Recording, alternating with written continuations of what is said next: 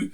Merci pour ceux qui nous suivent sur les réseaux, sur notre page Facebook, sur notre page YouTube. Je me représente, je suis le pasteur Rabot Christophe de l'église de Pentecôte, un cœur pour Dieu à passer. Et je suis heureux de vous retrouver, non pas physiquement, parce que c'est compliqué, vous avez vu, et nous avons eu des nouvelles du CNEF, de notre fédération. Et normalement, fonction des événements qui vont se passer, nous pourrons réouvrir les lieux de culte à partir du 15 juin. Alors prions dans ce sens, et puis que Dieu fasse comme il a envie de faire. C'est lui le maître de toutes choses, c'est lui le maître des circonstances. Nous voulons nous laisser conduire ce matin. Néanmoins, nous voulons prier pour nos frères, nos bien-aimés, les églises qui travaillent avec nous à travers cette France, à travers l'Europe, même les églises du Canada, les églises de l'Inde, les églises en Angleterre où nous devions aller faire une mission. Que Dieu les bénisse puissamment, abondamment, et nous allons, Seigneur, nous ressourcer par rapport à la parole de Dieu ce matin. Nous allons nous faire du bien, nous édifier par rapport à ce que le Seigneur a révélé à son serviteur, à son messager ce matin, et c'est d'une importance capitale. Amen. Je veux faire un bilan ce matin, et le titre du message est simple. C'est un message que je ferai en 2 parties, parce que ça va être trop long, et j'aimerais que nous puissions prendre en considération ce que le Seigneur va nous dire ce matin. Amen. Alléluia. Merci Seigneur. Le titre du message de ce matin est un message capital important. C'est pour ça que ce serait bien qu'il y ait un maximum de partage, qu'un maximum de frères puissent profiter de ce message, un maximum de pasteurs, de serviteurs, de chrétiens puissent prendre en considération ce message de ce matin. Et nous voudrions, à travers ce message, faire un bilan sur notre situation d'aujourd'hui. Amen. C'est important de faire des bilans sur notre situation aujourd'hui, que Dieu va nous parler ce matin, et qu'est-ce qu'il va nous dire ce matin. Amen. Nous allons le voir. Nous allons ce matin parler d'un message d'actualité, où le Seigneur va nous parler. Et le Saint-Esprit, qui va appuyer la parole du Seigneur, va clouer littéralement ce message dans vos cœurs. Vous savez, aujourd'hui, au travers de cette période particulière de confinement, laissez-moi vous dire qu'on entend tout et n'importe quoi, et surtout tout et son contraire.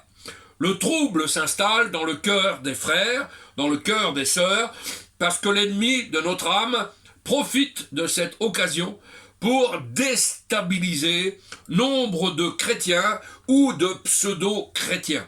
Parce qu'aujourd'hui, beaucoup de gens se revendiquent chrétiens, mais quand on gratte un petit peu le vernis, on s'aperçoit simplement que ce sont des païens déguisés en chrétiens. Alors nous allons voir ce matin ce que la Bible veut nous enseigner. Je ne vais pas mâcher mes mots ce matin, non pas parce que c'est mes mots, mais c'est parce que c'est la parole du Seigneur. Alléluia. Et quelles que soient les circonstances, quels que soient les risques, entre parenthèses, alors qu'il n'y en a aucun, nous sommes dans la main du Seigneur ce matin, nous allons prêcher, comme j'ai l'habitude de le faire, comme l'apôtre Paul nous l'a enseigné, la Bible dans toute sa vérité, sans rien cacher. Amen. Alors nous n'avons rien à cacher. La parole de Dieu est claire. Elle se suffit à elle-même. La Bible nous enseigne, dans le livre de Osée 4, verset 6, que mon peuple périt, vous connaissez par cœur ce verset, périt, ça veut dire meurt, faute de connaissance. Mon peuple périt, meurt, faute de connaissance. Nous savons que trop de connaissances peut enfler et mettre l'orgueil dans les cœurs. Mais néanmoins, il faut, et c'est indispensable, avoir des bases solides, ancrées dans la parole du Seigneur. La Bible dit, soyons des Béréens ce matin, scrutons les Écritures et faisons de la parole une friandise pour nos âmes. Cela évitera beaucoup de dispersion au sein du peuple de Dieu, et cela évitera certaines questions stupides, excusez-moi pour le mot, mais certaines questions stupides que nous recevons de temps à autre à travers ces temps compliqués, selon que l'on fréquente telle ou telle église qui pratique telle ou telle chose. Mais cela est écrit, et nous l'avons vu dans le message que je vous ai apporté sur la génération des derniers temps, où une multitude de faux prophètes, de faux pasteurs de faux chrétiens, etc., vous enseigneront des pratiques qui ne sont non seulement pas écrites, mais bien plus que là, non pas non plus à la gloire de Dieu. Pour preuve, un texte merveilleux de Romains 2, verset 21, Romains 2, verset 21, qui nous dit « Toi donc qui enseignes les autres, tu ne t'enseignes pas toi-même. Toi qui prêches de ne pas dérober, tu dérobes. » Vous verrez, ce texte est merveilleux. Et je veux vous le redire ce matin, avec une ferme assurance dans mon cœur, qu'en tant que pasteur d'église, qu'en tant que pasteur appelé au ministère par Dieu, vous trouverez ça sans aucun souci, et modeste instrument entre les mains du Seigneur, nous sommes responsables de vos âmes, et que par conséquent, nous devons plus que jamais, comme l'a fait avant nous l'apôtre Paul, eh bien, non seulement vous prêchez la parole sans rien vous cacher, mais aussi dénoncer, non pas par esprit de supériorité, mais par amour des âmes, eh bien, les faux frères, nous devons les dénoncer, les tromperies, nous devons les dénoncer, les arnaques de l'évangile, nous devons les dénoncer, les complots, nous devons les dénoncer, et appeler un chat, selon que trop de frères restent muets. Beaucoup trop de pasteurs aujourd'hui restent muets et restent paralysés par un enjeu, je ne sais lequel qu'il est, mais ils restent paralysés par un enjeu terrible. Selon même que la parole de Dieu, et c'est pas moi qui les appelle comme ça, mais la parole de Dieu appelle ses serviteurs dans Ésaïe 56, verset 10, Ésaïe 56, verset 10, ces gardiens, donc ces serviteurs, sont tous aveugles. Je ne sais pas si vous imaginez un petit peu. Ils sont sans intelligence. Ils sont tous des chiens muets, incapables d'aboyer. Ils ont des rêveries. Ils se tiennent couchés et ils aiment à sommeiller. Voilà le triste tableau que dépeint le prophète Ésaïe dans le chapitre 56 au verset 10. Et beaucoup trop de serviteurs de Dieu aujourd'hui sont dans cette posture. Ce n'est pas une condamnation, c'est un constat. Et aujourd'hui, nous devons plus que jamais, eh bien, révéler au peuple ce que Dieu veut nous dire. Nous devons, par amour des âmes, vous annoncer la vérité dans toute son ampleur. Rappelez-vous du message que je vous avais apporté. Pleurez pour vos bergers, c'était un message merveilleux que le Seigneur avait mis sur mon cœur, et il faut effectivement pleurer pour certains bergers. Amen. Nous avons donc cette certitude que tout est écrit. Tout est écrit. C'est pour cela, ce matin, que nous savons la situation d'aujourd'hui et que nous savons faire ce bilan par rapport à l'Écriture. Amen. Donc, voyons ce matin la révélation de Dieu sur la situation d'aujourd'hui, une situation précise. La situation actuelle n'est pas sans que le Seigneur le sache. Rien de ce qui se passe sur cette terre n'est su dans le ciel. Donc la situation actuelle n'est pas sans que le Seigneur le sache. Il nous révèle certaines choses par rapport à cette situation que beaucoup sont en train de vivre dans le monde. Aujourd'hui, il faut littéralement que le temps que nous vivions soit un temps où la parole doit être un feu dans nos os. Jérémie a dit dans mon cœur, il y a un feu dévorant. Celui qui a rencontré le Seigneur, celui qui est à Dieu, celui qui est un vrai disciple, a un feu dévorant en lui. Et le Saint-Esprit met dans mon cœur ce matin ce feu pour vous dire, pour vous claironner, pour vous crier sur tous les toits ce que nous voyons et entendons de la part du Seigneur. Amen. Il faut être ce matin de véritables sentinelles à l'époque dans laquelle nous sommes. Une sentinelle, non pas qui dort, mais un sentinelle sur la muraille. Nous nous tenons sur la brèche ce matin. La parole de Dieu parle des événements à venir. La Bible parle des jugements menaçants et imminents. Nous allons voir ce merveilleux message ce matin. Ce message n'est pas une prédiction. Laissez-moi vous dire ce matin que ce message n'est pas une prédiction. Mais ce message est tiré directement de la parole de Dieu. Ce message va encore nous montrer quelques principes éternels que nous retrouvons dans les Saintes Écritures. C'est pour nous montrer ce matin les voies de Dieu. Comment Dieu agit, de quelle façon il agit, de quelle manière, dans quel timing il agit. Quand est-ce qu'il déclenche la gâchette? À quel moment le jugement tombe sur une génération impie? Nous allons voir comment le Seigneur travaille ce matin. N'importe quel étudiant de la parole du Seigneur, peut savoir comment Dieu va agir avec son propre pays ou n'importe quelle autre nation de la terre. Il suffit pour cela d'étudier et de regarder comment Dieu a agi au travers des Saintes Écritures. Nous avons donc un modèle dans l'Ancien Testament. On peut connaître l'avenir, on peut connaître le futur. Comment? En étudiant le passé. Nous allons prendre un premier texte, par exemple dans 1 Corinthiens 10. Allez, on voyage dans la parole du Seigneur et nous allons prendre 1 Corinthiens 10, où il est dit: ces choses sont arrivées pour nous servir d'exemple, afin que nous n'ayons pas de mauvais désirs comme ils en ont eux. Et un peu plus loin, dans 1 Corinthiens 10, verset 11, encore il est dit: ces choses sont arrivées pour nous servir d'exemple, et elles ont été écrites pour notre instruction à nous qui sommes parvenus à la fin des siècles. Amen. La parole est claire, la parole est nette. Cette parole, elle nous dit que ces choses sont arrivées pour nous servir d'exemple à nous qui sommes parvenus à la fin des siècles. Donc, c'est ce que la Bible enseigne. Et nous voyons que les voies de Dieu sont absolument inchangeables, sont absolument immuables. Et quand il s'agit des nations pécheresses, Dieu ne change pas. Dieu agit régulièrement et il revient avec le même modus operandi dans ses actions.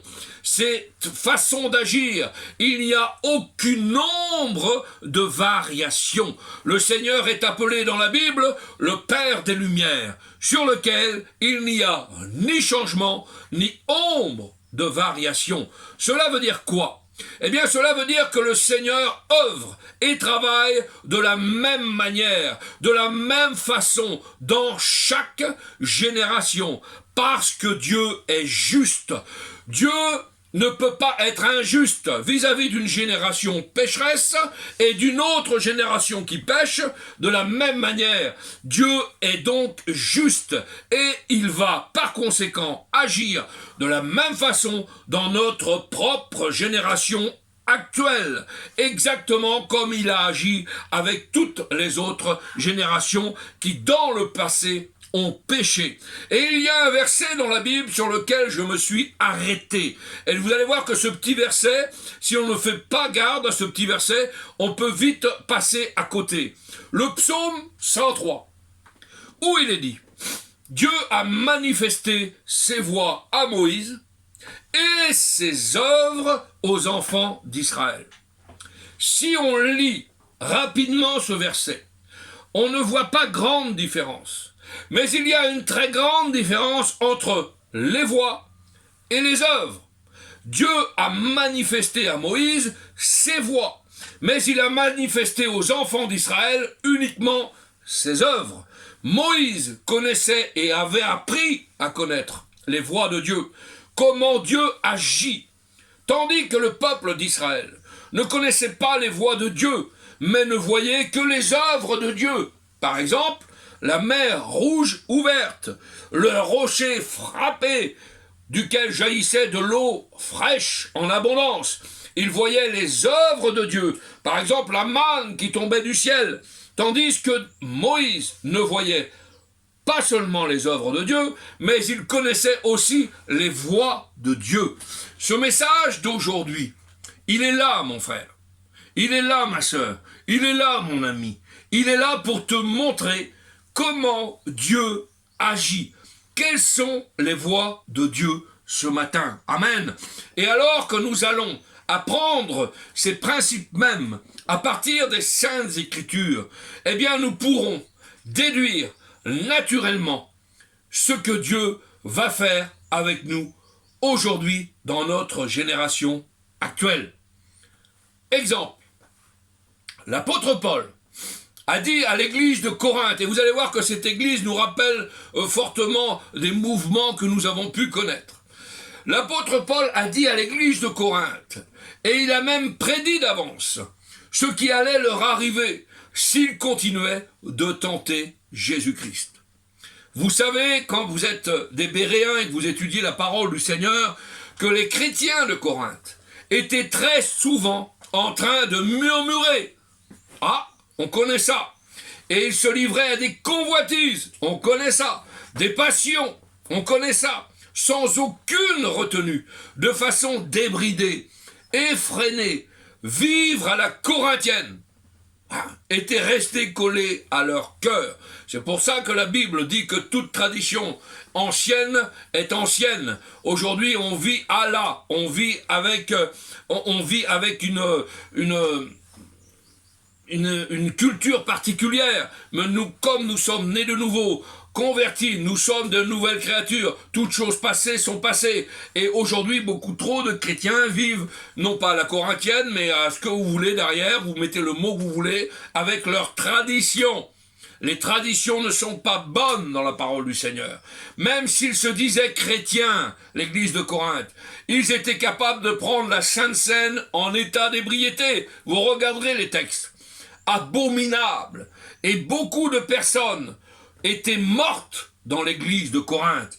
Et les gens ne savaient pas pourquoi, ne comprenaient pas pourquoi. Et l'apôtre Paul leur a dit, c'est à cause de ceci, et c'est à cause de cela. Et il leur a dit, à cause de la façon avec laquelle vous prenez les choses de Dieu. Amen. Paul a averti ces chrétiens. Et Paul leur a dit simplement, regardez dans l'histoire, faites un bilan. Il a vu ce que Dieu avait fait dans le passé à Israël lorsqu'ils avaient commis exactement les mêmes péchés. Et c'est la raison pour laquelle nous allons faire la lecture ensemble, merveilleuse lecture, 1 Corinthiens 10, à partir du verset 7 jusqu'au verset 9. Regardez ce que nous dit la parole du Seigneur. On lit ensemble. Ne devenez point idolâtres, comme quelques-uns d'eux. Alors on peut être idolâtre de plein de choses, Dieu matériel, etc., pas de problème.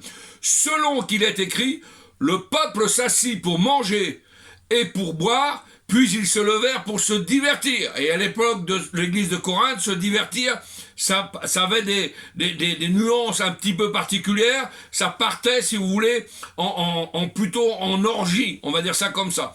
Ne nous livrons point à l'impudicité, c'est pour ça qu'il insiste sur ce verset, comme quelques-uns d'eux s'y livrèrent, de sorte qu'il en tomba 23 000 en un seul jour. Qu'est-ce que nous dit la parole? Eh bien, Dieu a jugé, comme il va nous juger, et 23 000 en un seul jour, parmi les 2 ou 3 millions d'Israélites, à cause de leur péché. Dieu a jugé, Dieu a sanctionné, 23 000 en un jour. C'est le jugement de Dieu. Ne murmurez pas ce matin. Ne tentez pas le Seigneur, comme quelques-uns le tentèrent, et ils périrent par les serpents. Nous verrons ces textes. C'est important ça. Et l'apôtre Paul va parler à ces Corinthiens. Et il leur dit, regardez ce qui est arrivé dans le passé, et ce qu'il va vous arriver, ce qui vous pend au nez, si vous continuez à défier et à tenter le Seigneur de gloire. Amen. L'apôtre Paul disait, il y a un modèle très très clair dans les Écritures. Et cela nous dit donc ce que Dieu va faire. Si vous continuez de pécher, d'être léger, frivole, comme Israël a péché. Et là donc, Paul parle de mauvais désirs, d'idolâtrie, de s'asseoir, de manger, de boire, de se divertir. Et dans Exode 32, il parle de l'impudicité sexuelle lorsqu'ils sont sortis du désert sous le conseil de Balaam, Balaam qui nous présente l'ennemi de notre âme. Eh bien, les plus belles filles païennes sont venues à moitié dévêtues et les enfants d'Israël ont commis de l'impudicité. Et en un seul jour, dit la parole du Seigneur, en un seul jour, il en est tombé 23 000 morts au milieu du camp d'Israël. Donc attention, attention, l'histoire du passé, pour nous aujourd'hui, c'est un exemple. Et ensuite, ne tentez pas Dieu. Les serpents qui sont venus, et ils mourut encore beaucoup de gens. Vous trouverez ça dans ce merveilleux livre d'Exode au chapitre 32. Le murmure, aujourd'hui, on en connaît beaucoup qui murmurent. C'est un péché devant Dieu. La Bible dit que ces gens qui murmurèrent périrent par, le mot est employé dans la parole du Seigneur, périr par l'exterminateur. Nous avons besoin de faire attention aux leçons du passé ce matin. L'apôtre Pierre, un autre, apôtre Pierre, fait et suit le même chemin que Paul. Et il va parler, et il avertit ses auditeurs en prenant un exemple dans l'Ancien Testament. Et il a déclaré que Dieu les jugerait pour leur convoitise, leur désir charnel, leur luxure sans aucune bride, pour leur concupiscence, leur avidité sans frein, leur matérialisme idolâtre, et donc Dieu les jugerait exactement comme Dieu l'avait fait et déjà fait dans les générations passées. Et c'est là où l'apôtre Pierre, et nous allons lire ensemble dans 2 Pierre 2, verset 6. Regardez ce que nous dit la parole du Seigneur. 2 Pierre 2, verset 6. Si Dieu a condamné à la destruction, s'il a condamné à la destruction et réduit en cendres des villes de Sodome et de Gomorrhe, les donnant, regardez comment, comme exemple aux impies à venir, c'est-à-dire aux générations à venir. C'est un exemple, la destruction de Sodome et Gomorrhe, pour les impies à venir. Ce que Dieu a fait dans le passé, destruction par le feu, amen, eh bien ce que Dieu a fait par le passé, il fera exactement la même chose pour les impies à venir. Il a condamné à la destruction et réduit en cendres les sodomites. L'apôtre Pierre donc nous avertit ce matin, comme il a averti le peuple, la parole de Dieu nous avertit ce matin. Si vous prêchez et si vous péchez, si vous péchez comme Sodome et comme Gomorrhe l'ont fait, le Seigneur vous détruira. Exactement comme il les a détruits. Donc, aujourd'hui, vous m'entendez, où que vous soyez. Alors écoutez bien ce message. Comme Pierre, comme Paul, comme l'apôtre Pierre, comme l'apôtre Paul, je vous apporte aujourd'hui un avertissement. Cela fait quelques années que j'étudie la parole de Dieu de manière approfondie. Et j'aimerais vous dire qu'en étudiant l'Ancien Testament, et là on va s'arrêter sur un texte important, en étudiant cet Ancien Testament, j'ai été stoppé net par le Seigneur. J'ai été comme arrêté en lisant Ésaïe 22. J'ai lu et relu ce chapitre et voyons en détail comment est arrivé le jugement sur Jérusalem. À l'époque d'Ésaïe, malgré et en dépit des avertissements des prophètes véritables de Dieu, Ésaïe 22 est un rapport choquant d'une société qui, à l'époque, avait tellement péché que le jour de grâce était passé. Vous m'avez écouté? Le jour de grâce était passé, trop tard. Jérusalem et le pays de Juda avaient passé par-dessus la frontière, avaient tellement transgressé, ils avaient tellement déplacé la borne ancienne qu'il n'y avait maintenant plus de retour possible. Et pour certains qui sont dans des mauvaises directions, il n'y a plus de retour possible. Pour certains mouvements qui sont dans de mauvaises directions, il n'y a plus de retour possible. Le peuple était tellement et totalement rétrograde. Ils vivaient comme s'ils étaient tous des athées. Et Dieu a instruit Ésaïe à prêcher et à prophétiser à son peuple, à prononcer une annonce terrible, une annonce horrible, une annonce redoutable. Ésaïe a déclaré un jugement, il a déclaré une condamnation. À ce moment-là, l'appel de Dieu était sans repentance, c'est-à-dire que l'appel de Dieu pour qu'ils se repentent eux-mêmes de leurs péchés, c'était fini, ce moment-là était fini, plus de retour en arrière. Au pays de Jérusalem et de Juda, il n'y aurait plus maintenant de voix prophétique dans le pays qui crierait, qui prêcherait, qui claironnerait. Repentez-vous, revenez vers lui. Non et non. Et maintenant, ce serait trop tard. Plus d'avertissements. Ce n'était plus possible, ces avertissements. Du même, il avait été averti comme Noé, ce peuple, avait averti, et est arrivé un jour où une fois dans l'arche, eh bien c'était fini, la porte était fermée, scellée par Christ. Ah, c'était quelque chose d'extraordinairement effroyable. À Jérusalem, à l'époque d'Ésaïe, ce peuple avait quelque chose de tellement impudent, de tellement audacieux, de tellement effronté, de tellement moqueur, que Dieu ne pouvait plus supporter cela un seul jour de plus. Et avec des larmes, et avec un cœur brisé, l'homme de Dieu, Ésaïe, leur a apporté ce message terrible, message de jugement. Et il va dire, dans Ésaïe 22, verset 14, regardez bien ce que nous dit la parole du Seigneur, Ésaïe 22, verset 14, l'Éternel me l'a révélé, à moi, prophète Ésaïe, il me l'a révélé. Non, ce crime ne vous sera point pardonné que vous ne soyez morts, dit le Seigneur, l'Éternel des armées. Cela veut dire quoi? Eh bien, cela veut dire que Dieu est en train de dire que vous avez commis un péché que Dieu ne vous pardonnera pas. Vous avez passé, vous avez renversé la barrière, la limite autorisée, vous avez marché par-dessus la frontière. Maintenant, c'est trop tard pour revenir. C'est terrible. Alors, premièrement, nous devons comprendre ce qu'a fait cette nation. Qu'est-ce qu'ils ont fait? Pourquoi Dieu a-t-il dit « ce crime ne vous sera pas pardonné » ? Eh bien, ils ont en réalité provoqué Dieu, et le Dieu tout-puissant.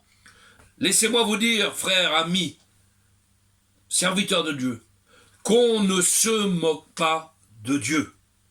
Ce qu'un homme sème, la parole de Dieu est claire, il le récoltera. Si tu sèmes le vent, tu récolteras la tempête. Beaucoup de versets nous exhortent dans ce sens-là. Eh bien, ce Dieu-là, face à leur provocation, à leur rébellion, à leur moquerie, Dieu leur renvoya un jugement. Leurs actions, leurs agissements, j'aimerais hélas vous dire que les mêmes choses, et c'est là où je fais un constat, les mêmes choses se passent actuellement dans notre propre génération. Prenons garde. Ce qui s'est passé, c'est ce qui arrive. Je répète, ce qui s'est passé, c'est ce qui arrive. Regardez bien notre société actuelle. Regardez bien ce qui se passe. Regardez bien la planète Terre. Ce que Jérusalem et Juda ont fait pour amener un jugement sur eux-mêmes, c'est exactement ce que font actuellement nos pays aujourd'hui. L'attitude méchante du peuple de Dieu et d'Israël ont été le signal déclencheur de la destruction de leur société. Alors, de la même manière, aussi notre attitude et notre propre comportement actuel signalent clairement les soubresauts de la mort et l'agonie de notre pays. Laissez-moi vous dire, je suis persuadé et je crois profondément que si le prophète Ésaïe vivait aujourd'hui, à l'heure actuelle, en voyant la méchanceté, en voyant notre société si rebelle, en voyant notre société si endurcie, en voyant notre société si pécheresse, si Ésaïe vivait aujourd'hui, que ce soit à New York, à Paris, à Kinshasa, à Casablanca, mettez les pays que vous voulez, s'il vivait dans ces grandes métropoles aujourd'hui, il crierait « C'est le temps de pleurer pour votre pays, c'est le temps de pleurer, l'histoire va se répéter ». Salomon a dit, vous savez ce qu'il a dit Salomon? Il a dit « Il n'y a rien de nouveau sous le soleil ».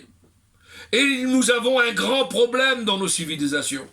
Le problème, c'est que l'homme, laissez-moi vous dire que l'homme n'apprend rien. L'homme n'apprend rien et que ce que de l'histoire lui apprend. C'est ce que l'homme n'apprend pas des leçons de l'histoire et que les mêmes causes provoquent les mêmes effets. L'histoire se répète et se répète toujours. Quand on a la tête dure, quand on a une tête de mule, qu'on n'est pas humilié devant la face de Dieu, il se reproduit les mêmes choses. L'orgueil précède la chute, mais l'humiliation précède la gloire. Alléluia. La Bible dit, dans Ecclésiaste, chapitre 1, on ne se souvient pas de ce qui est ancien. Vous vous rendez compte? Ecclésiaste nous répète dans le chapitre 1, on ne se souvient pas de ce qui est ancien. Et c'est bien là tout le problème. Il faut se souvenir de ce qui est arrivé dans le passé et apprendre des leçons, évidemment, du passé. Prendre un peu de plomb dans la tête. Mais laissez-moi vous dire que notre génération actuelle n'a pas de plomb dans la tête. Elle est trop légère. Raison pour laquelle, dans le livre de Nahum, chapitre 1er, le Seigneur nous dit « Puisque tu es trop léger, tu peux préparer ton sépulcre. » C'est clair, c'est net. Ça veut dire que puisque tu es trop léger, je t'ai trouvé trop léger dans la balance, prépare ton cercueil. Parce que tu es trop léger. Nous vivons dans une génération frivole, trop légère, sans aplomb. Mon ami, réfléchis actuellement. Ce qui a déjà été, c'est ce qui sera. Vous savez, on a eu des grands regrets. Celui qui a inventé la bombe Hiroshima et qui a parachuté cette bombe sur le Japon a dit « J'ai créé l'enfer sur la terre ». Mais demain, ce sera pareil. On pourra recommencer la même chose parce que ça ne nous a pas servi de leçon. L'homme est orgueilleux. L'homme n'est pas soumis. L'homme ne réfléchit pas. Alors, Ésaïe, chapitre 22, a pour titre, vous savez, le livre d'Ésaïe, ce qu'il a pour titre dans la parole du Seigneur, et nous apprenons ça dans les écoles de théologie, il a pour titre dans la Bible, la vallée des visions. Ésaïe 22 a pour titre dans la Bible la vallée des visions. Et le message d'Ésaïe, il est tellement clair, il est tellement facile à comprendre. Il n'y a absolument aucun doute sur ce chapitre 22. Ésaïe, je vous donne le contexte et vous allez comprendre. Ésaïe était à Jérusalem, imaginez-vous un petit peu la scène, et se tenait sur une certaine élévation, lit la Bible, dans la ville. Et il a posé ses regards sur Jérusalem. En bas à ses pieds et à l'extérieur des murailles et les vallées environnantes. Et ce qu'il a vu était si terrible, était si horrible, était si consternant, était si effroyable, que son âme en a été brisée. L'âme d'Ésaïe a été brisée. Il a pleuré de tout son cœur, avec convulsion. C'était si effroyable ce qu'il a vu du haut, qu'il a déclaré. Regardez bien ce qu'il déclare à tous les passants. Détournez de moi vos regards. Détournez de moi vos regards. Et au verset 4, laissez-moi pleurer amèrement. N'insistez pas pour me consoler à cause du désastre de la fille de mon peuple, c'est-à-dire la ville de Jérusalem. Ce qu'il a vu était épouvantable. Ce qu'il a vu était désespérant. C'était terrible. Mon peuple, mon propre peuple, est sur le point d'être détruit. C'est un constat terrible. Ésaïe 21, versets 3 et 4. Il est dit, et nous allons faire la lecture ensemble. Regardez bien ce que nous dit le livre d'Ésaïe, versets 21, 3 et 4. Appuyons-nous toujours sur la parole de Dieu. Tellement Ésaïe était triste par ce constat terrible de cette vision. Regardez bien ce que nous dit la parole de Dieu. C'est pourquoi mes reins sont remplis d'angoisse. Des douleurs me saisissent comme les douleurs d'une femme en travail. Les spasmes m'empêchent d'entendre. Le tremblement m'empêche de le voir. Mon cœur est troublé. La terreur s'empare de moi. La nuit de mes plaisirs devient une nuit d'épouvante. Imaginez-vous l'état de cet homme de Dieu, de ce prophète Ésaïe, par rapport au constat de cette vision apocalyptique qu'il a eue sur cette ville. C'est terrible. Imaginez l'état d'âme dans lequel se trouve l'homme de Dieu. Imaginez l'angoisse de l'homme de Dieu quand il a vu ce qui était pratiqué dans cette ville. Et on a l'image d'un homme brisé en voyant le péché de la société. Quelque chose que l'on ne voit malheureusement, et c'est là où je vais arrêter pour aujourd'hui. Et c'est quelque chose que malheureusement, on ne voit pas très souvent aujourd'hui, même dans les églises. Très peu de pasteurs, très peu de chrétiens voient le jugement à venir sur le pays et en sont brisés totalement et se mettent à part pour prier et pleurer sur les âmes. Laissez-moi vous dire, bien-aimés dans le Seigneur, en tant qu'homme de Dieu, en tant que serviteur de Dieu, je pleure sur mon peuple. Je pleure sur ce que je vois. Je pleure sur le péché qui abonde dans ce monde. Ah oui, je pleure. Nous sommes brisés à l'intérieur de nous. Vous savez, cela faisait longtemps qu'Ésaïe avait parlé, d'une vision de jugement. Il avait reçu de Dieu. Il avait vu quoi? Il avait vu à l'avance une armée, une grande armée. Il avait vu un très grand contingent de chars, un très grand nombre d'archers habiles, ingénieux, rusés, de cavaliers puissants. Il avait vu des hommes sur des chameaux. Tous se précipitèrent contre la capitale de Jérusalem. Et il dit, dans Ésaïe 21, à partir du verset 7, « Je vis une vision terrible qui m'a été révélée. » Des années plus tard, cette vision prophétique se déployait et s'ouvrait sous nos yeux. En réel, des armées ennemies venaient encercler, entourer Jérusalem. Un siège était en train de se préparer. Et laissez-moi vous dire ce matin que des choses terribles vont arriver, parce que les gens sont comme dans ces générations que nous avons vues. Ils sont, Seigneur, occupés à leurs affaires. La Bible dit qu'il en sera de même que du temps de Noé. Les gens feront leurs affaires, vaqueront à leurs occupations, marieront leurs enfants. Mais le Seigneur revient bientôt. Êtes-vous prêts, bien-aimés du Seigneur? Êtes-vous prêts ce matin à la rencontre de Dieu? Nous ne voulons pas être de ces générations qui vivent dans la souillure de ce monde. Notre cœur tremble, notre cœur saigne quand nous voyons, vous savez, il y a des gens qui habitent dans des quartiers, il y a des gens qui habitent dans des cités, et quand on partage ensemble par rapport à la parole du Seigneur, on est triste pour ceux qui dealent en bas des appartements. On est triste pour ceux qui volent. On est triste pour les vies qu'ils mènent. On est littéralement brisé. Mais on prie pour ces gens afin que le Saint-Esprit puisse les interpeller, afin que Dieu puisse les briser. Non, Dieu va avoir un temps de regard défavorable sur cette population. Et il se passera ce qu'il se passera. Faisons bien attention ce matin. Soyons une génération prête. Ne soyons pas de cette génération frivole qui vont s'occuper de leurs affaires matérielles. Tout restera ici bas et nous soyons prêts à la rencontre de notre Dieu. Alléluia. Ce matin, vous avez bien compris que tout ce qui se passe, tout ce qui va rentrer en action est écrit. La Bible est claire, la Bible est nette. Il n'y a pas de gris, il y a blanc ou noir. Il n'y a pas de blanc cassé. Aujourd'hui, beaucoup de monde s'engage dans des voies, la psychologisation des églises, des choses. Revenons à l'essentiel. Je vous en supplie, mes frères, mes bien-aimés, mes sœurs, revenons à l'essentiel de la doctrine de Dieu ce matin. Sauvons des âmes, attelons-nous à la tâche.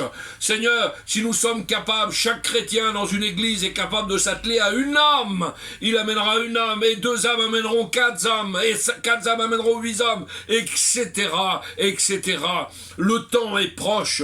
Nous n'avons plus le temps pour des choses, des combats spirituels sur des choses qui ne sont pas à la gloire de Dieu. Revenons à l'essentiel. Prêchons la parole de Dieu dans toute son intégralité. Rien de nouveau sous le soleil. Tout ce qui doit s'accomplir s'accomplira. Et ce matin, nous devons être prêts à la rencontre de notre Dieu. Nous ne devons pas être comme ces 5 folles, mais devons être comme ces 5 sages qui sont prêtes. Leur lampe est prête. Seigneur, viens! Nous sommes prêts à partir à ta rencontre ce matin. Non, nous n'avons plus le temps de nous égarer.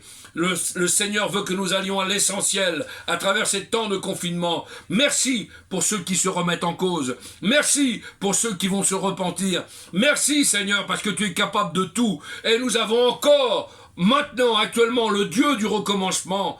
Oui, le Seigneur est capable de te faire redémarrer dans un ministère, dans une position, dans quelque chose que tu avais demandé. Mais pour cela, ce matin, il faut que tu te repentes, premièrement, de tes mauvaises voies. Il faut que tu admettes que le Seigneur est le roi des rois. Il est le patron. Et tu dois le suivre. C'est comme lui, il veut. Humilie-toi. Crucifie cette chair une bonne fois à la croix.